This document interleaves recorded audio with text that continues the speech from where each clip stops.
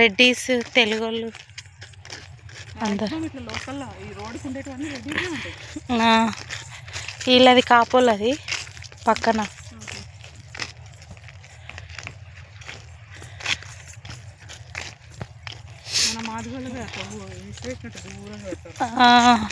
అక్కడ ఉంది మాది చేను.